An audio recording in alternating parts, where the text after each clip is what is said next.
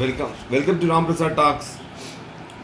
Match మధ్యలో Perth match మధ్యలో video చేద్దాం అనుకున్నాను, కానీ సమయం అనుకూలించలేదు. నేను వేరే ప్లేస్లో ఉన్నాను. సో ఆ మ్యాచ్ మీద కొంచెం మీకు జస్ట్ లైక్ ఒక రివ్యూ, డిస్క్రిప్షన్, అంటే ఎలా ఉంది, ఎలా మ్యాచ్ జరిగింది. ఒక మ్యాచ్ ఈ టోర్నమెంట్ బోర్డర్ గవాస్కర్ టోర్నమెంట్కి వచ్చే ముందు సందగడ్డపై అసలు ఎప్పుడు కని విని ఎరగని రీతిలో ఓటమి, 3-0తో ఓటమి, చివరి మ్యాచ్లో గెలిచే పరిస్థితులు ఉండే కదా ఓడిపోయినాం. 2 మ్యాచ్లు గెలిచే పరిస్థితులు ఉండి ఓడిపోయినాం. ఆ తర్వాత ఆస్ట్రేలియాతో మొదటి మ్యాచ్, సో అది కూడా పెర్త్, ప్రపంచంలోనే ఫాస్టెస్ట్ వికెట్స్లో ఒకటి, అది పూర్తిగా గ్రాస్ వికెట్. సో అలాంటి వికెట్పై బౌన్స్ వికెట్, స్పిన్లో తడబడి న్యూజిలాండ్తో ఓడిపోయినాము. అప్పటి వరకు మరి 17 సిరీస్లను అలా ఓకగా గెలిచిన ఇండియా న్యూజిలాండ్ చేతిలో చిత్తు అవడం, ఆ తర్వాత ఆత్మవిశ్వాసం కోల్పోయింది. బోర్డర్ గవాస్కర్ ట్రోఫీలో మరి తప్పనిసరి 4-0, కనీసం 4-1 విక్టరీ కావాలి. ఆ తర్వాత మూలిగే నక్క మీద తాటకాయ పడ్డట్టు రోహిత్ శర్మకు అందుబాటులో లేకపోయాడు. ఆ తర్వాత శుభ్మన్ గిల్ మరి గాయం, వాళ్ళిద్దరు కూడా అందుబాటులో లేకపోయారు. ఆ తర్వాత ఇంకోటి ఏంటంటే రిప్లేస్మెంట్ మనం చేసుకుందాం అనుకుంటే కేఎల్ రాహుల్ తడబడ్డాడు, ప్రాక్టీస్ మ్యాచ్లో కూడా విఫలమయ్యాడు. సో అక్కడ ఉన్న దేవదత్ పడక్కల్ కానీ, సాయి సుదర్శన్ కానీ, మరి వాళ్ళని తీసుకున్నా కానీ వాళ్ళ మీద నమ్మకం లేదు, హోప్స్ లేవు. ఓకే, ఆ తర్వాత తొలి రోజు మొదటి మ్యాచ్ టాస్ గెలిచి బ్యాటింగ్ ఎంచుకున్నాం. బుమ్రా కొత్తగా క్యాప్టెన్సీ, టాస్ గెలిచి బ్యాటింగ్ ఎంచుకున్న తర్వాత చాలామంది విమర్శించారు, అట్లాంటి గ్రాస్ వికెట్పై టాస్ గెలిచి బ్యాటింగ్ ఎంచుకుంటారు అని. సో అలా ఇలా కష్టపడి టీంలో ఎన్నో మార్పులు జరిగాయి. ముఖ్యంగా రవీంద్ర జడేజా ఆల్రౌండర్ లేడు, అశ్విన్ లేడు, వరల్డ్ నెంబర్ 1 బౌలర్ లేడు. సో ఆ తర్వాత ఒక బుమ్రా, అలాగే హర్షిత్ రాణాకు డెబ్యూ మ్యాచ్, అలాగే Nitish Kumar Reddy debut match.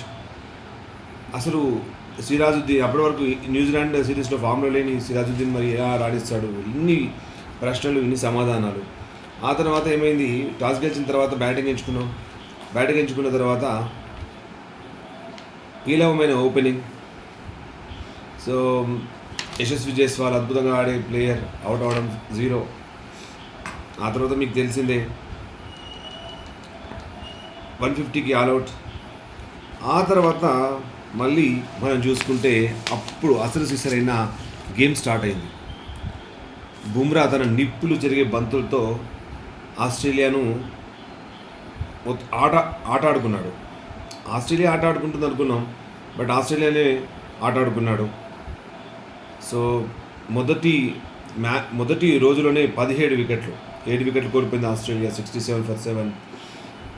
So carry ఒకడు మాత్రమే వికెట్ మీద ఉన్నాడు. ఆ తర్వాత తెల్లారి ఏమవుతుంది, సో ఇటు ఇండియా మరి 150 రన్స్ చేసి ముందు వరుసలో ఉన్నట్ట, గెలుస్తుందా? మరి ఆస్ట్రేలియా సంగతి ఏంటి? ఆస్ట్రేలియా 67 for 7 ఉంది. మరి ఆస్ట్రేలియా వికెట్ మీద ఆస్ట్రేలియా ఏ విధంగా రాణించగల సత్తా ఉంది ఆస్ట్రేలియాకి.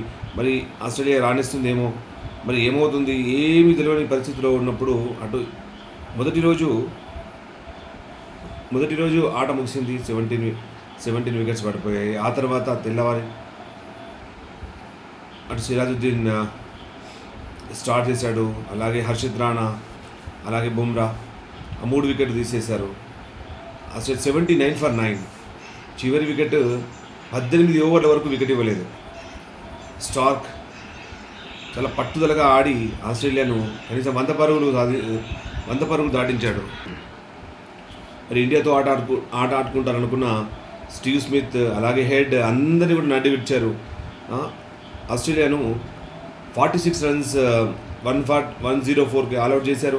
46 రన్స్ లీడ్. ఆ తర్వాత మీకు ఊహించని మలుపు, మొట్టమొదటిసారి ఆస్ట్రేలియా లోపల 201 for 1, అంటే ఒక అతిథ్య జట్టు ఆస్ట్రేలియాలో చాలా ఏళ్ళ తర్వాత ఒక 200 ఓపెనింగ్ పార్ట్నర్షిప్ చేయడం, అది కూడా యశస్వి జైస్వాల్, అలాగే ఫామ్లో లేని కేఎల్ రాహుల్.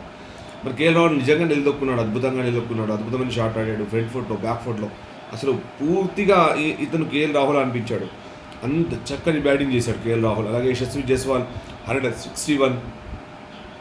అసలు ఊహించని మ్యాచ్, కేఎల్ రాహుల్ రాణించాడు. అలాగే దేవదత్ పడక్కల్ మాత్రం ఎప్పటిలాగే తన పేలవమైన ఆటతోటి 25 రన్లు మాత్రమే సాధించాడు 71 బాల్లో. అలాగే విరాట్ కోహ్లీ, మనం ఎన్నో ఏళ్ళ నుంచి అందరం కూడా మరి ఎదురు చూస్తున్న విరాట్ కోహ్లీ ఇన్నింగ్స్ 81 సెంచరీ మైలురాయిని దాటాడు విరాట్ కోహ్లీ. ఆ తర్వాత వాషింగ్టన్ సుందర్ కూడా చాలా చక్కగా మరి సహాయం చేశాడు. అటు మంచి పార్ట్నర్షిప్ నెలకొల్పాడు విరాట్ కోహ్లీతోటి. తర్వాత వచ్చారు మరి హీరో నితీష్ కుమార్ రెడ్డి. అటు బ్యాటింగ్ అంటే నేను నితీష్ కుమార్ రెడ్డిగా మనకు T20లో చూపించిన తర్వాత మన నితీష్ కుమార్ రెడ్డి మన టెస్ట్లో ఇంత గొప్పగా ఆడతాడని మనం ఊహించలేదు. ముఖ్యంగా ఆస్ట్రేలియాతోటి ప్రపంచ ప్రఖ్యాతి గంచిన బౌలర్స్ అందరూ కూడా నాథన్ లయన్ కానీ అటు స్పిన్ విషయంలో నాథన్ లయన్, అలాగే ఫాస్ట్ బౌలింగ్ విషయంలో వస్తే హేజల్వుడ్, స్టార్క్, అలాగే కమిన్స్, అలాగే మిచ్ మార్ష్, ఎవ్వరు కూడా తక్కువ గారు. ప్రపంచ ప్రఖ్యాతి గంచిన బౌలింగ్ లైనప్ సొంతం.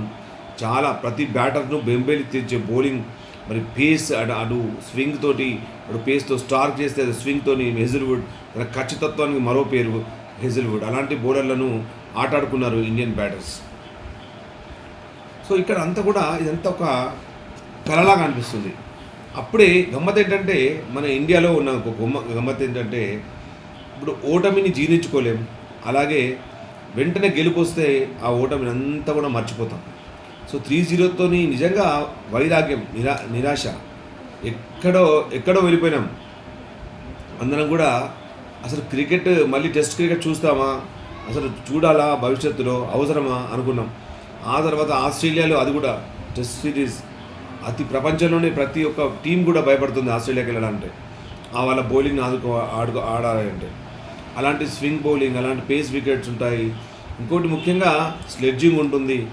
అలాగే ఆస్ట్రేలియాను ఓడగొట్టడం అనేది ఎన్నోసార్లు కూడా ఎన్నో గొప్ప టీంలకు కూడా సాధ్యం కాలేదు. కానీ చివరిసారి 2018-19లో విరాట్ కోహ్లీ, అలాగే 2020 అటు రహానే సేన ఈ విజయాలను సాధించింది. మరి అదంతా గాలివాటం కాదని నిరూపించాలనుకుంటున్నారు కావచ్చు ఇండియన్స్. అందుకోసమే మరి మొదటి మ్యాచ్లో తన పోరాటతత్వాన్ని ప్రదర్శించి అద్భుతమైన విజయం సాధించి 295 రన్లు, 295 రన్స్ తేడాతో అతిపెద్ద విజయం మనకు ఆస్ట్రేలియాలో. అలాంటి విజయాన్ని సాధించారు ఇండియన్ టీం. నిజంగా proud of that team, especially Bumrah. అలాగే మొదటిసారి మన డెబ్యూ మ్యాచ్ ఆడుతున్నట్టుగా అనిపించలేదు హర్షిత్ రాణా ఆడుతుంటే, అలాగే నితీష్ కుమార్ రెడ్డి ఆడుతుంటే కూడా అలా అనిపించలేదు. వీళ్ళు ఎన్నో మ్యాచ్లు ఆడినట్టుగా అనుభవంతో ఆడినట్టు ఆడారు. సో ఇదంతా కూడా మరి చరిత్రలాగా అనిపిస్తుంది, అదొక డ్రీమ్ లాగా అనిపిస్తుంది. ఈ స్టార్ట్ అవ్వడం ఏంటి, 3-0తో ఓడిపోయిన టీం ఆస్ట్రేలియాను ఓడించడం ఏంటి. ఆస్ట్రేలియా ఆల్రెడీ మంచి ఫామ్లో ఉంది. అటు న్యూజిలాండ్ ఓడగొట్టింది, వచ్చిన ప్రతి టీంని, అటు పాకిస్తాన్, మిగతా అన్ని టీంలను కూడా మట్టి కనిపించింది. కానీ ఇండియాతో మాత్రం చేతులెత్తేసింది. కానీ ఇండియన్ పోరాట పటిమ మెచ్చుకోవాలి, అద్భుతమైన పోరాట పటిమ. ఎందుకంటే ముఖ్యంగా బుమ్రా ముందుండి నడిపించాడు. 8 వికెట్లతో మ్యాచ్ను సాధించాడు. మ్యాన్ ఆఫ్ ద మ్యాచ్ గెలుపొందాడు. సో అటు మ్యాన్ ఆఫ్ ద మ్యాచ్ రియల్గా అటు బుమ్రాకి ఇవ్వాలా, యశస్వి జైస్వాల్కి ఇవ్వాలా అంటే, but it's a very tough question. But bowling అద్భుతంగా బౌలింగ్ చేసి మ్యాచ్ గెలిపించిన బుమ్రాకి ఇచ్చారు. బట్ నా ఉద్దేశంలో అయితే ఇద్దరికి కలిపి ఇవ్వాలి, యశస్వి జైస్వాల్కి బుమ్రాకి కలిపి. సో మంచి స్టార్ట్ ఇది. సో మంచి ఇప్పుడు ఏంటంటే ఇప్పుడు ఉంటుంది మజా. Next match Adelaide day and night match. ఇక్కడ ఏంటంటే మనం ఓడిపోతే ఎవరు ఆస్ట్రేలియన్స్ నార్మల్గా ఉండేవారు, కానీ ఇప్పుడు మనం గెలిచిన తర్వాత ఆస్ట్రేలియా వాళ్ళంతా ఈజీగా వదలరు.